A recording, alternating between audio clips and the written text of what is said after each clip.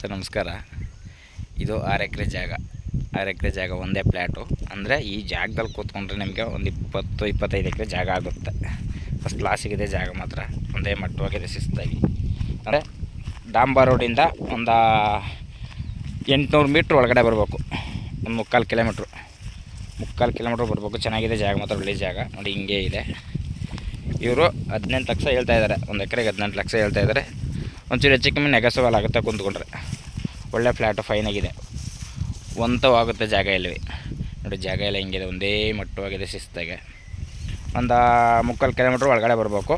ಮತ್ತು ಬೆಂಗಳೂರಿಂದ ನಿಮಗೆ 195 ಕಿಲೋಮೀಟ್ರ್ ಆಗುತ್ತೆ. 195ರಿಂದ 200 ಕಿಲೋಮೀಟ್ರು. ಒಂದೇ ರೋಡು. ನೀವು ರೋಡ್ ಗಿಡ ಅಂತ ಕಡೆಗಿಲ್ಲ, ಡೈರೆಕ್ಟ್ ಒಂದೇ ರೋಡಲ್ಲಿ ಬರ್ಬೋದು. ರೋಡೆಲ್ಲ ಶಿಸ್ತಾಗಿದೆ, ಮಾತ್ರ ಚೆನ್ನಾಗಿದೆ. ಮ್ಯಾಪ್ ರೋಡ್, ಒಂದು ಚೈನ್ ರೋಡ್ ಇದೆ. ಫಸ್ಟ್ ಕ್ಲಾಸಿಗಿದೆ ಜಾಗ, ಮಾತ್ರ ಚೆನ್ನಾಗಿದೆ.